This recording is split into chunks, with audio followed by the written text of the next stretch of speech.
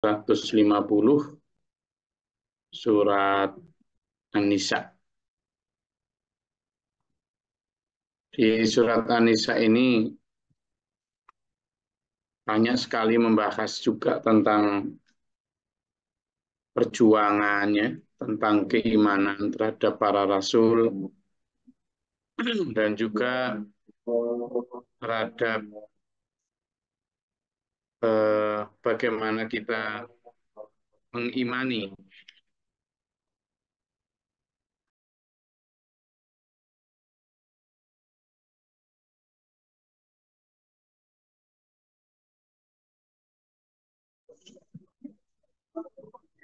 Jadi di ayat pertama ini, ayat 150, innalladzina yakfuruna billahi wa rusulihi wa yuriduna ayyufarriqu bainallahi wa rusulihi wa yaqulu nu'minu bi ba'di wa nakfuru bi ba'din. Jadi orang-orang kafir itu menginginkan agar mereka ingin beda-bedakan gitu. Saya percaya pada Nabi Musa, orang Yahudi, percaya pada Zakaria, Yahya misalnya, kepada Ismail, Ishak, tapi aku mau percaya sama Isa, itu orang Yahudi misalnya. Atau mereka juga percaya pada Isa, percaya pada Musa, tapi tidak mau percaya pada Muhammad Sallallahu Alaihi Wasallam. Jadi sebenarnya ketidakpercayaan mereka tidak berdasar pada fondasi dasar yang kuat, enggak. Ya hanya karena like and dislike saja. Hanya karena enggak suka gitu aja, wes. Pokoknya aku rasa seneng, piye maneh ora seneng. Yang jelas aku enggak suka dengan dia. Enggak suka aku gitu. Sudah, kalau sudah urusannya enggak suka itu kan, atau yang kedua juga karena beda kriteria. Jadi Nabi Soleh itu juga pernah digitukan sama umatnya. Kami dulu nganggap kamu itu marjuan. Orang yang kami harapkan betul, gitu kan. Orang yang diharapkan betul kedatangannya.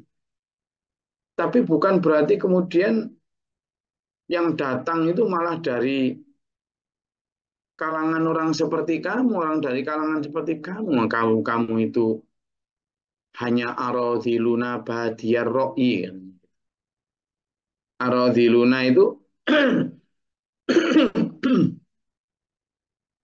dari kata ardhalun, artinya apa? Orang rendahan, orang lemah, orang yang di bawah ardhalun. Aradhiluna. Di antara kami itu, orang-orang kamu itu secara kriteria, itu baik strata sosial, ya, strata ekonomi, strata pendidikan, strata kenasapan atau keningratan, kamu itu di bawah kok loh. Terus strata keilmuan, nantang-nantang atau mengaku jadi nabi itu gimana? Tidak mungkin lah. Kriteria kami itu kalau yang kami harap-harap untuk datang, ya memang selama ini kita mengharapkan adanya utusan Allah yang kemudian memimpin kami untuk melawan orang-orang yang mendolimi kami, gitu. Memimpin kami untuk mengarungi kehidupan ini dengan benar. Kami memang sangat berharap sosok itu datang. Tapi yang nggak kayak kamu juga, gitu dia. Kamu itu hanyalah basyarum misluna. Kamu manusia biasa seperti kami, bahkan mungkin kamu dan pengikutmu itu orang-orang yang lebih rendah di bawah kami. Ya nggak gitu kriterianya, itu.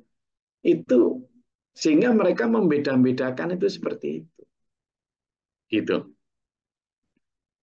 Yang kedua, faktornya ya karena tidak cocok dengan nafsu manusia. Nabi Nuh juga digitukan. Nabi Soleh, Nabi Hud, semua Nabi Lut, semua digitukan. Apa? Ya dibilang bahwa, lah iya, kalau kamu memang benar, oke lah benar. Tapi masuk kamu melarang-larang kami untuk menyembah apa yang telah disembah oleh nenek moyang kami. Kamu melarang-larang kami untuk menjalankan tradisi yang sudah ratusan atau ribuan tahun kami jalani. Nah, ya nggak gitu. Gitu. Kami berharap adanya pemimpin itu ya yang membuat kami itu malah semakin yakin dengan agama kami, dengan tradisi kami, dengan adat istiadat kami, dengan keyakinan kami.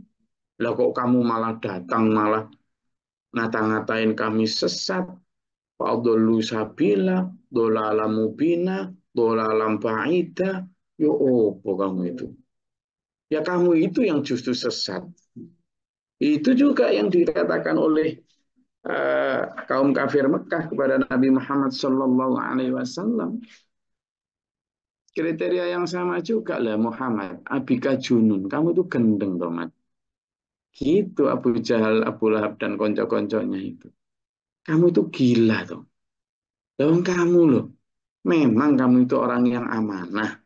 Bisa dipercaya, Muhammad gitu. Tapi kamu itu loh nggak ngaji, Mat. Nggak punya ilmu. Kamu baca tulis huruf-huruf Arab aja nggak bisa loh kamu itu. Nah kok terus ujung-ujung aku jadi nabi.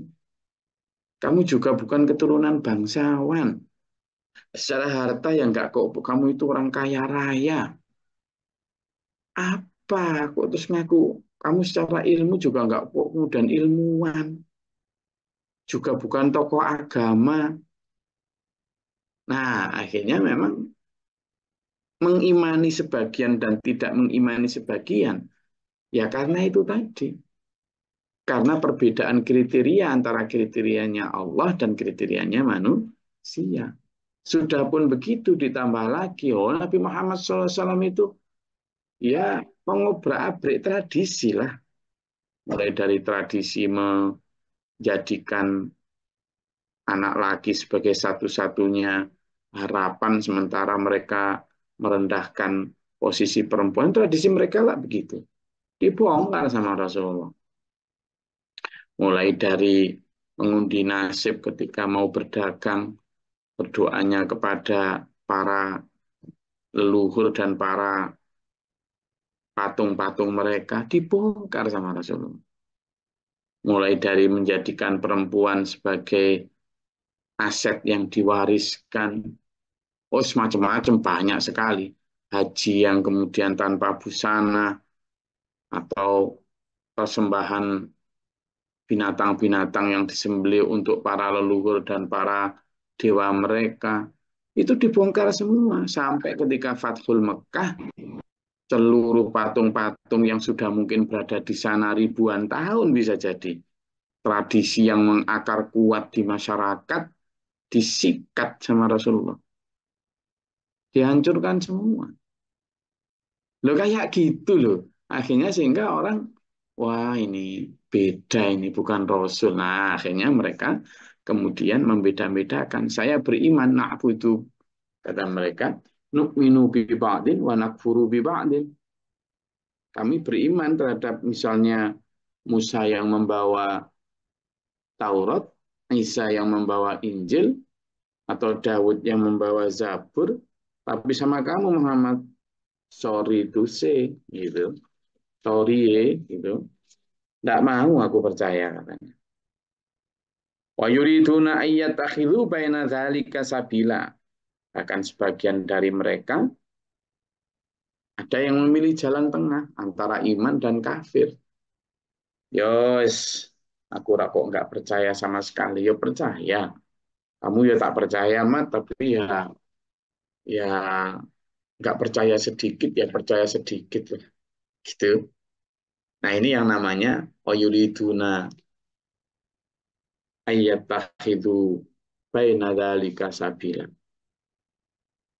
Kata Allah, ulaika humul kafiruna haqqo. Sudah, tidak usah milih jalan tengah di tengah-tengah gitu. Kamu sekalian aja kafir yang haqqo sesungguhnya, wis. Makanya saya sering bilang kan, ini kafirnya ini kafir kafah ini. Terus jelas gitu loh. Enak malahan daripada di tengah-tengah. Seperti yang kemarin sudah kita bahas tentang ciri orang-orang munafik. Ya, kan? Wa'atadna lil kafirina adzabam muhina. Allah telah menyediakan azab yang menghinakan untuk orang-orang yang kafir tadi. Lalu bagaimana sebaiknya? Di ayat yang 152, walladzina amanu billahi wa rusulihi wa lam yufarriqu baina ahadim minhum.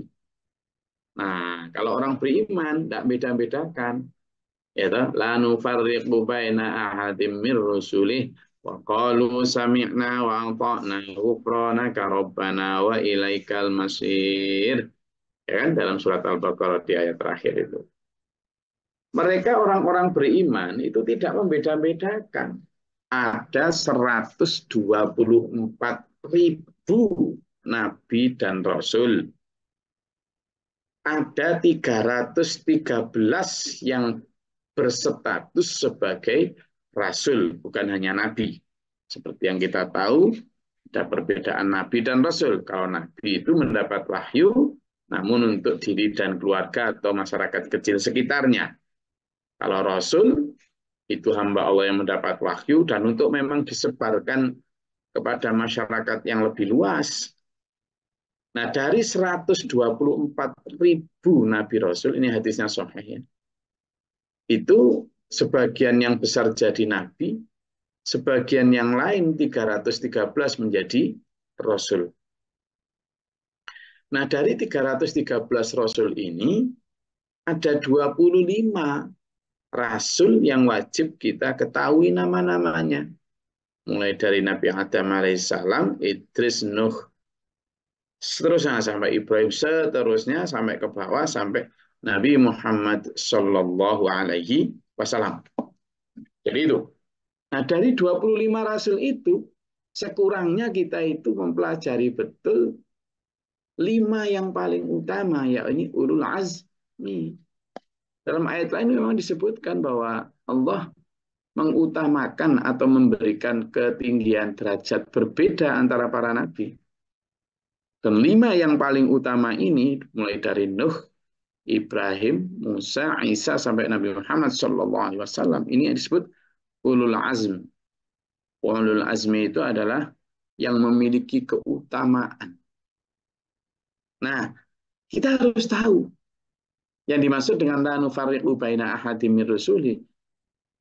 Orang beriman itu tidak membedakan, percaya ya kepada Nabi Adam ya percaya bahwa beliau seorang utusan Allah, Nabi Idris juga sama, Nabi Nuh juga sama, sampai kepada Nabi Ibrahim, sampai Nabi Musa, sampai yang membawa Taurat, kemudian Nabi Daud yang membawa Zabur, sampai Injil yang dibawa Nabi Isa alaihissalam, sampai kepada Quran yang dibawa Nabi Muhammad SAW, percaya semua.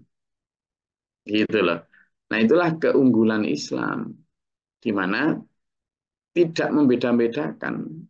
Kalaupun sekarang ada beda syariat, cara pelaksanaannya dalam beribadah itu biasa. Seperti misalnya dulu ketika awal-awal kemerdekaan atau bahkan sebelum kemerdekaan, mengeja U itu dengan OE,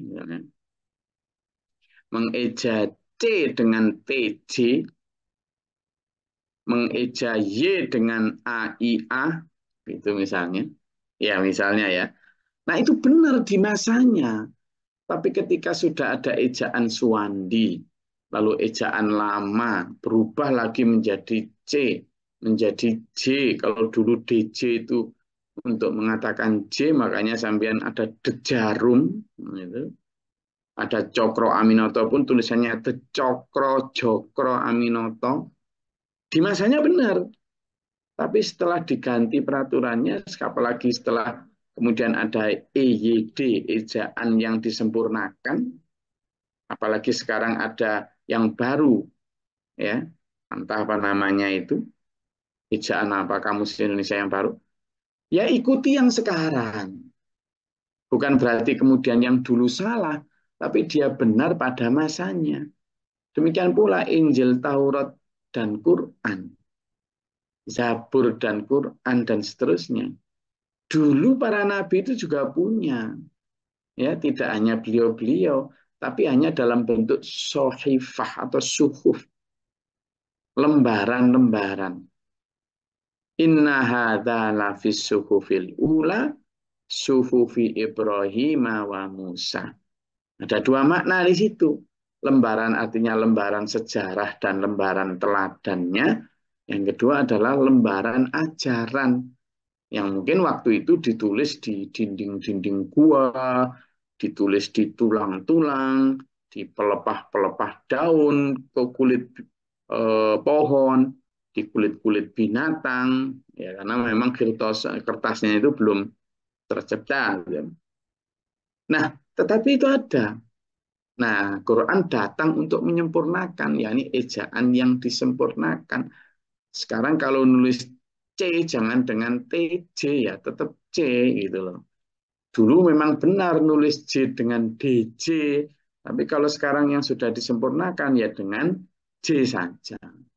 Kalau menurut nulis Umar ya dulu benar Oemar, tapi kalau sekarang ya pakai Umar. Quran juga begitu. Mungkin dulu hal-hal yang makanan A, B, C, D, E itu nggak diharamkan. Memang syariatnya begitu, tapi sekarang diharamkan. Itu.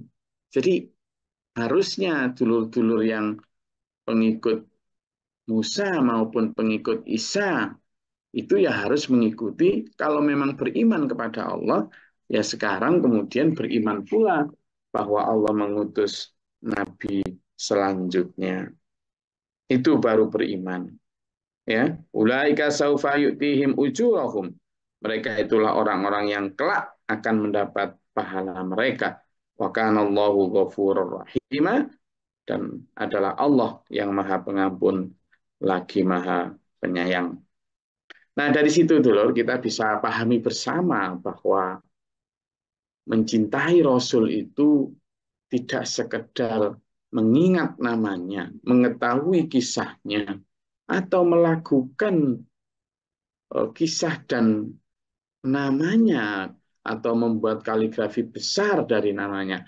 Tapi mengikuti Rasulullah itu adalah dengan menjalankan perintah dan larangannya serta mengikuti teladannya. Nah, itu. Nah, di kita juga begitu. Jadi jangan membeda-bedakan ya. Kenapa? Karena dulu misalnya orang pengikutnya Nabi Musa ya. Wah, coba datangkan apa seperti yang didatangkan Nabi Musa supaya kami beriman. Orang-orang ini, kalau seandainya hidup di masa Nabi Musa, juga nggak beriman. Itu hanya dzalika mablahum fil qawli bi afwahihim. Hanya bahasa omongan saja di mulut mereka. Karena apa? Perilaku yang dia jalani sekarang itu, kalau di masa Nabi yang dia yakini benar tadi, itu juga dilarang, nggak disukai. Misalnya ahli kitabnya Yahudi atau ulamanya Yahudi menentang Rasulullah karena nggak sesuai Taurat misalnya. Padahal di Taurat itu jelas di sana diterangkan bagaimana ajaran sederhana, bagaimana tidak memperkaya diri, tidak meminta upah dari ajaran agamanya, tidak mencampur adukkan antara agama dan tradisi, itu jelas.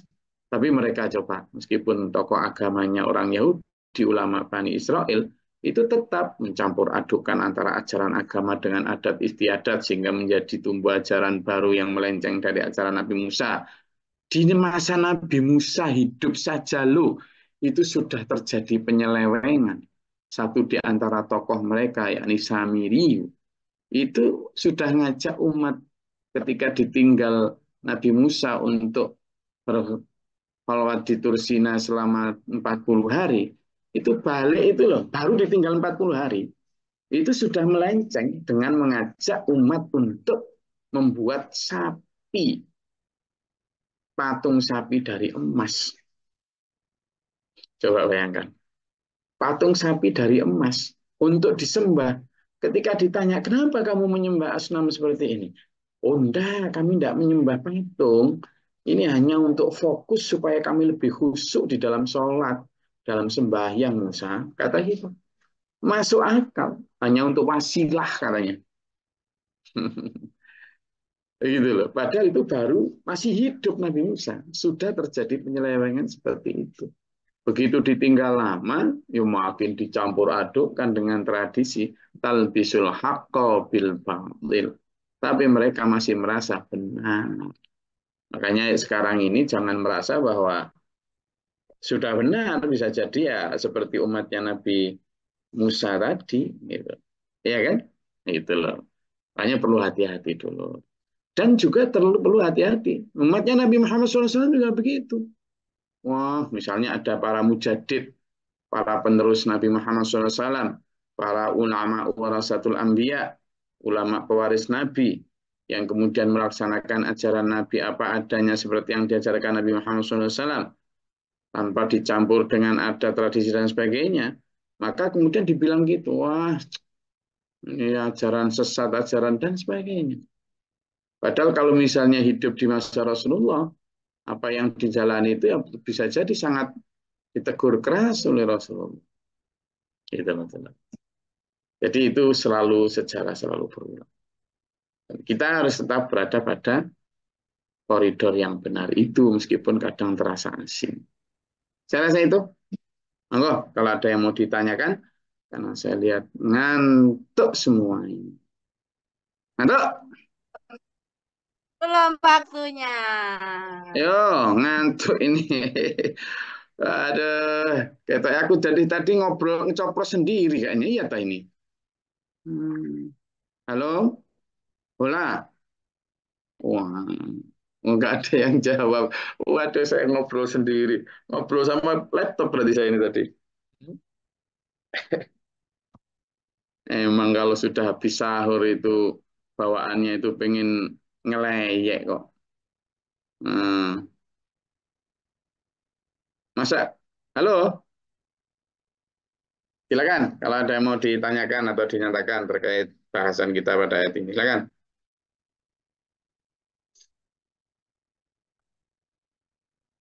Eh, kalau memang kita ber apa itibak pada Rasulullah Muhammad SAW, tentu kita memahami bahwa Rasulullah tidak hanya untuk dipajang namanya dalam kaligrafi, tidak hanya untuk dilakukan solawatnya saja, tidak hanya, saya bilang tidak hanya, bukan tidak ya, tapi tidak hanya untuk diceritakan kisahnya, tapi benar-benar untuk dijalani aturannya. Saya ini sedang berada di The Banjaran City, waduh, di Giriwoyo Country.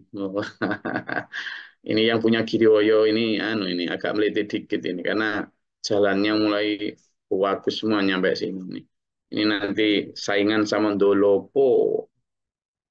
Ayo silakan, ada yang mau saya silakan, silakan.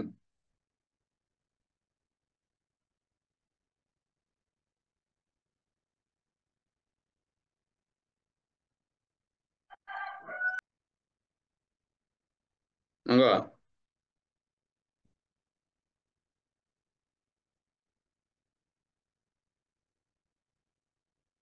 ada? Spektralnya Jogja. Apa Pak Syarul? Nggih, ngapunten Gus. Tadi pada terkunci semua itu tadi. Nah, Tapi sekarang sampun sama, tak. nah, Nggih, sekarang sama nggih. mau bicara apa? Silakan, ayo. Menginformasikan aja kalau speaker udah aktif. Terjun. Ya, ayo ngomong apa? Kita bahkan setnya ini kok. Kalau informasi aja ya. Nggih. Maaf Gus, lokasinya tadi di mana Gus? Di Wonogiri, ini namanya Desa Selomarto, Banceran Selomarto, Giriwoyo, Wonogiri, Jawa Tengah. Kayak gitu cara Wonogiri ngomongnya City. gitu. Itu kota besar ngalahin port itu Bu dia. Pinara Jogja, Gus. Waduh, nah ini saya mau ke Klaten sebenarnya Pak Wid, tapi ini karena sama Bufah jadi ya nggak tahu ini nanti diizinkan enggak ini. Saya pengen Klaten ada, kan deket Jogja. nah itu makanya, tapi Ngapunten apakah Gus. Nanti Banceran enten nanti di Google enten apa mboten Gus? di Banjaran enggak bisa Pak Wahyu, dicari di Google nanti saman kebablasan ke Barongan istilahnya. nanti buka bersama di Jogja, Gus. Masih mendingan Gus, Pak Wahyu ini kampung halamannya udah nggak bertemu Gus. Banjaran ini Budia, itu adalah kampung halamannya Pak Warso Budia. Ini kampung halamannya Pak Warso. Saya sejak kemarin sudah ada di sini. Enak karena apa? Karena di sini nggak ada suara mesin itu nggak ada Budia. Nggak ada. Jadi benar-benar sepi. Terus kita bercengkrama mendengar ceritanya bapak-bapak petani di sini yang bahkan sampai sudah buka itu belum turun dari sawah karena menjaga hampir panen ini mau diserang sama pasukannya Bani Israel, Monyet. yakni Kurudi dan Khosiin itu sebagai kirodatan itu apa kera-kera yang itu iya. Nah terus kita ngobrol saut menyaut gitu nggak ada bising apapun wes ditemani sama jangkrik dan binatang-binatang Manyaran itu keranya bisa hilang, misterius juga nih, Gus. sama loh itu mungkin karena rajanya itu ngajak pergi hijrah mungkin dia. Kalau di Manyaran kemarin ya mereka mungkin ada sama serangan tapi di Banjaran ini serangannya memang luar biasa itu. Hmm. Tapi yang namanya orang Wonogiri itu kan terkenal sebagai orang yang sangat tabah ya. Jadi katanya yang cocok untuk menjaga kapal selam ya Pak Fakrul itu orang-orang yang yang kayak orang Wonogiri ini yang tabah wis urip gak cukup-cukup ya dilakoni ya itu. Mm-mm. Tulangnya itu tulang-tulang kuat orang Ngawi, orang Wonogiri yang pokoknya daerah-daerah perbukitan gunung-gunung ini kuat-kuat tulangnya itu.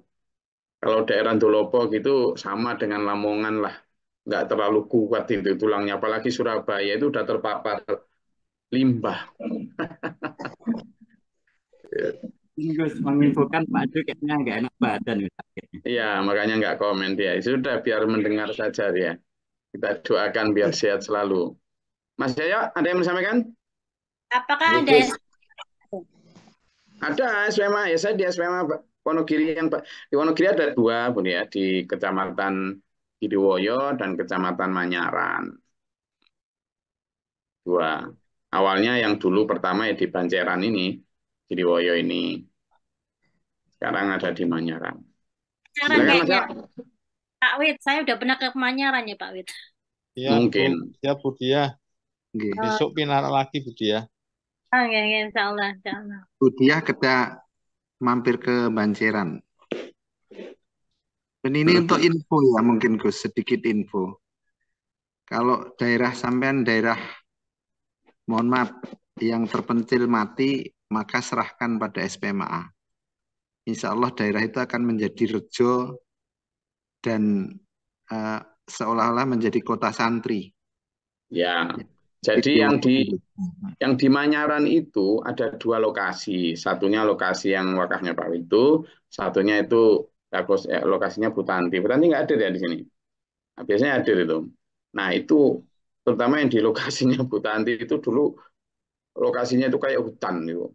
Ya memang hutan bambu yang bahkan orang-orang di situ itu nggak ada yang mau bertanam di situ karena namanya singit. Singit itu angker lah.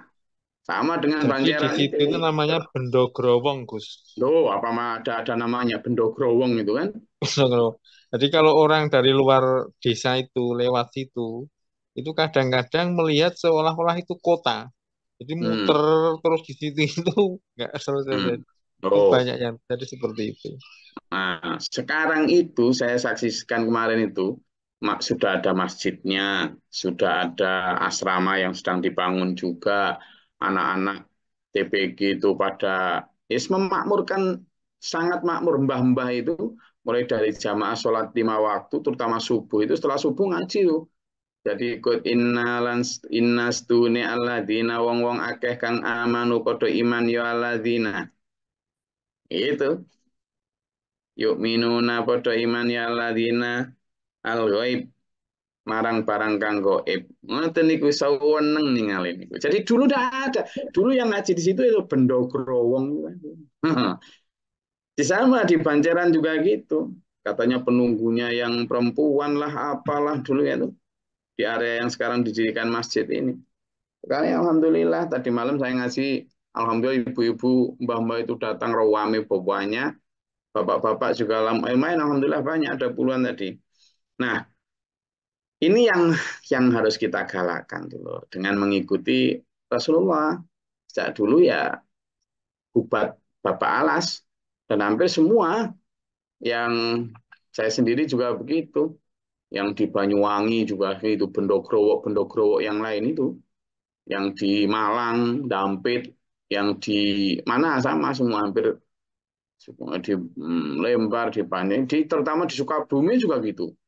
Itu wah, mungkin sejak zaman Belanda rumah itu nggak ditempati itu. Sekarang alhamdulillah ramai dengan PPG, dengan ibu-ibu ngaji dan lain sebagainya. Simple namun pasti, berjalan dengan fokus pada liillah di kalimatillah. Insya Allah semuanya begitu, termasuk yang di mana daerah-daerah seperti Situbondo, sama semuanya gitu. Oke, saya rasa itu ada yang mau ditanyakan tadi kayak Mas Yo mau usul apa tadi? Mas Yo Tangerang. Dari Banjaran langsung Jogja, Gus. Nanti dalam Kita ini coba nanti nego sama Ibu Fah ini. Langsung ke pot, Gus. Kapan saya dikunjungin, Gus? Boleh. Tinggal mengaktifkan paspor saya ini. Kalau ke PET itu sekaligus buka cabang. Ya nggak usah resmi-resmi, pokoknya di sana ada orang-orang SPMAA, nggak usah resmi-resmi pakai papan nama, pakai organisasi, pokoknya ada kontak person atau person in charge, gitu aja sudah. Masjidnya gitu. Pak, cuman di sini masalahnya law and regulation-nya itu beda sama di Indonesia. Ya, justru that's why, because of I understand that's the difference of law and regulation. That's why I don't require that the branch of the Australian is not the same with the branch in other area across the world. Ini tadi. Pernah diminta alamat saya mau dicantumkan sebagai jangan sama dengan Singapura juga jangan, karena mereka nanti ini kok ada ini siapa ini nggak ada izin malah kena kita nanti.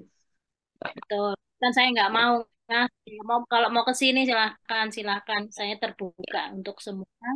Cuman kalau suruh pasang papan nama yang gitu-gitu atau saya nggak belum waktunya. Berapa? Dalam Denpasar nanti Japri aja Pak Wid. Japri aja Pak Wid. Iya. Japri aja Pak Wid. Oke, saya rasa itu. Mas Yo tadi mau nyampaikan apa? Oh, udah berangkat kerja dia hari Senin dia. Ada, Mas Yo? Assalamualaikum warahmatullahi wabarakatuh, Gus. Waalaikumsalam. Bagaimana motivasi nih, Gus, untuk menjaga keimanan kita nih ya? Ya kadang-kadang kan saya sendiri ini ya manusiawi sih, Gus. Antara percaya dan enggak ya, Gus ya. Artinya gini, kadang-kadang tuh kalau kita ngaji dan belajar kitab itu kadang-kadang kan mosok iyo sih kayak ini Gus, misalkan kecil aja sholat fajar itu cuma 2 rakaat pahalanya lebih baik daripada dunia dan seisinya. Nah kadang-kadang itu ya secara logika kan nggak masuk akal nih Gus, masa sih dikerjakan sampai hadiahnya segitu gitu loh. Nah itu bagaimana menjaga keyakinan kita dan motivasi untuk kita itu tetap istiqomah untuk ke situ gitu loh Gus. Ngoten sih Gus. Oke. Wes, bagaimana menjaga motivasi? Oh, just do it. Yes, ngono wae.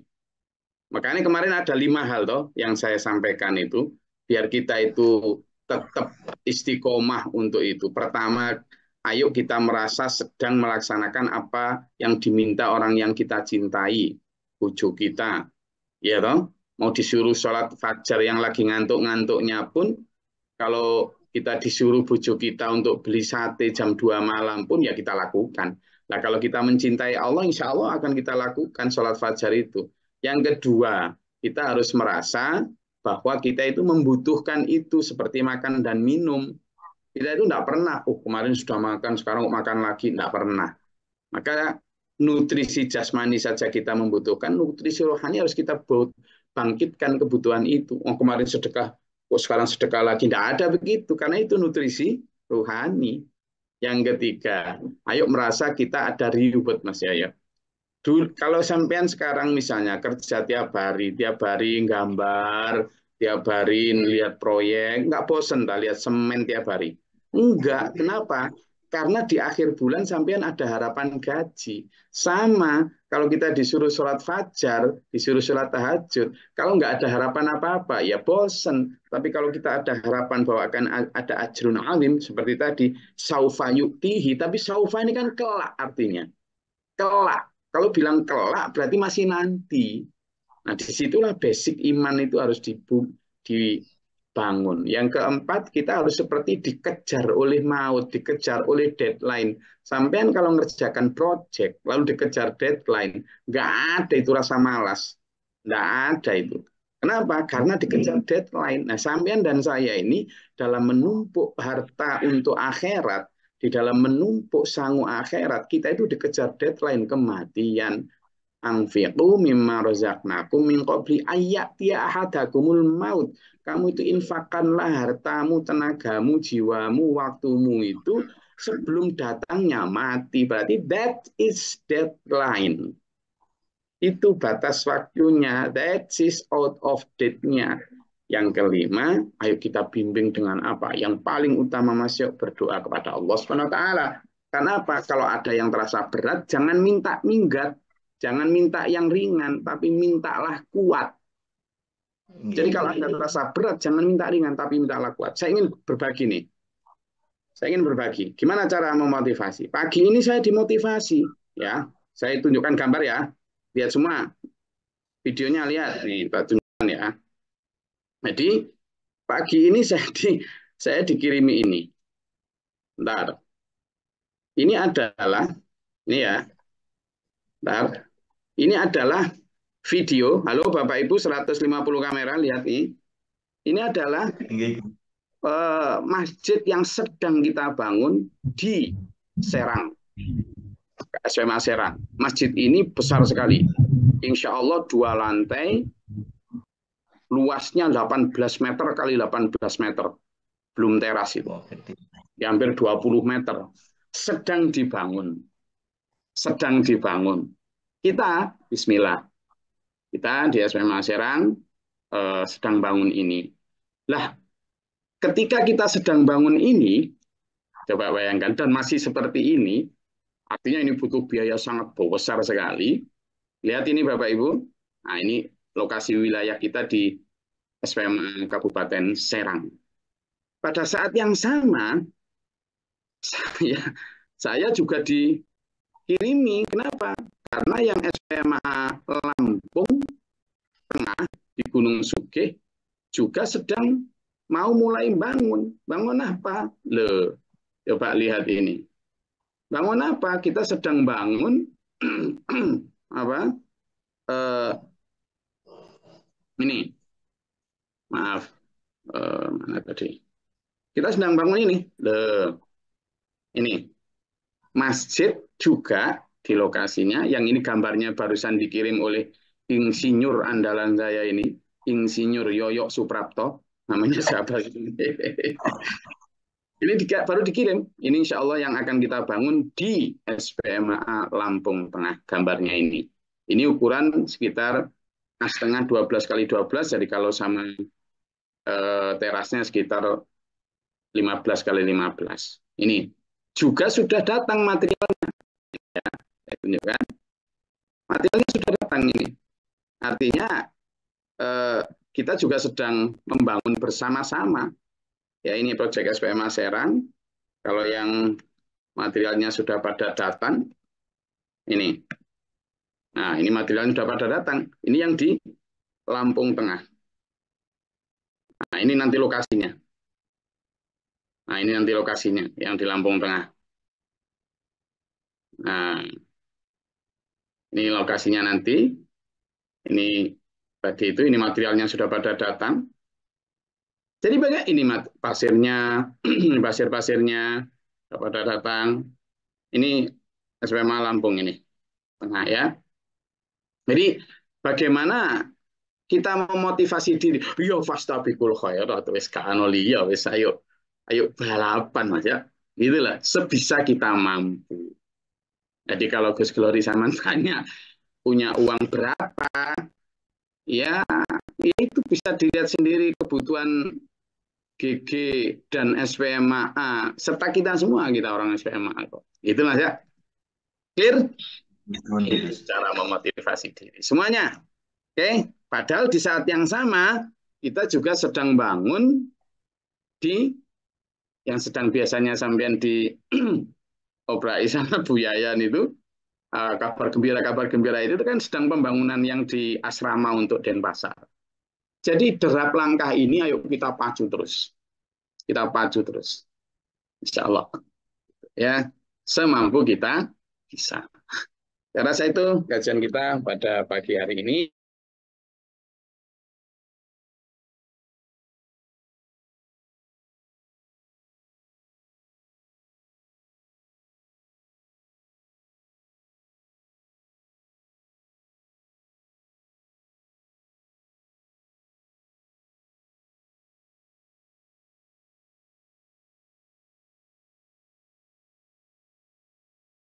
Semampu kita bisa. Semoga Allah merahmati meridhoi kita, menuntun kita dalam siratal mustaqim ila akhiri hasunul khatimah. Amin. Allahumma shalli wa sallim barik ala sayyidina Muhammad wa ala alihi washabihi ajmain.